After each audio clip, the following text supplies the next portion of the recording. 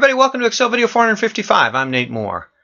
Just booked flights yesterday for 2 trips this spring. We're doing business intelligence, hands-on, bring your laptop, follow along Excel stuff, making folks smarter and more efficient in their office. If I haven't spoken to a meeting in your area lately, I'd love to. I'm going to talk a little bit more about Trendlines today.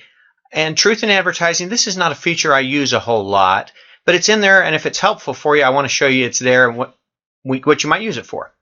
What I've got here is a different chart. I've got sales. I don't know what I'm selling.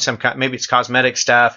Maybe it's some kind of over-the-counter stuff that I sell at my front desk. I'm selling something, and I've got some units here: 700, 724, 748. We're going up. And what I want to do is put a trend line around these units. So first what I did is I charted the numbers here. And here's 2011, 2012, 2013, 2014. That's no big deal. But I've done 2 things that I thought might be helpful for you. The first thing I did is notice how I added 2015 and 2016 to my chart.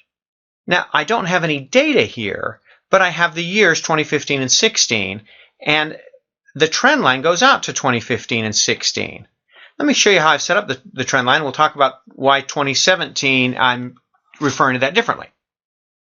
So if we come here, we want to look at this trend line, and let's look at more options.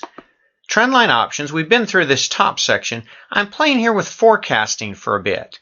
And look what I've done. What I've said is, hey, I want to add 2 more forward periods out to 16 and 17. And you know what? I'm going to go backward half a period too. So I'm going to go back into 2010 and forecast that. And in fact, if you look at the chart, I'm even going back half a period beyond 2010. So let me see if I can say that a little more clearly. What my chart shows is 2010 to 2017. This is the data these are the years in my chart. And 2011 through 2014 are the years with data in my chart. There, that makes more sense. Here are all the years. Here's the years with data. Now let's look at this chart for a minute. Look what's going on here. The blue line is clearly the years with data.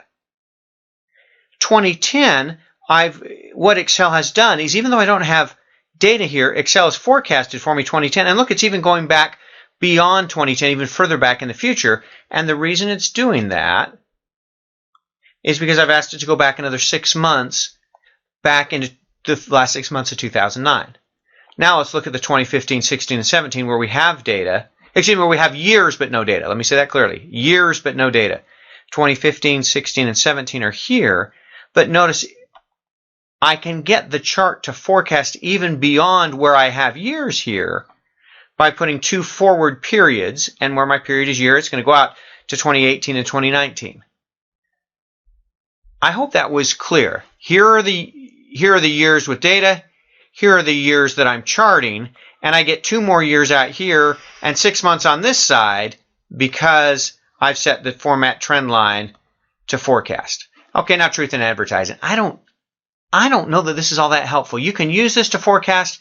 If it were me and I really want to forecast, I think what I would rather do is, rather than put it on a chart and kind of draw a straight line and say that the past is always going to be that way and whatever, I'd like a little bit more control over it. And I've got some Excel videos that may be helpful for you. Excel videos 101 through 103 talk about, there's a trend function out there, and it also talks about the y equals mx plus b stuff we were talking about in that earlier Excel video, how Excel calculates that. And so you can go in and understand that calculation and understand a little bit more than just the straight line that Excel uses.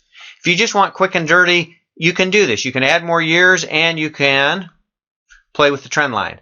But if it were me, I'd watch Excel videos 101 to 103 and really understand the calculations behind the data that Excel's charting.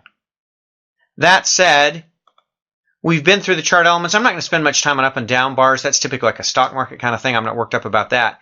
But the style menu, chart styles, is a different game altogether. There's some interesting things to see there. We'll talk about chart styles in the next Excel video. Thanks for watching.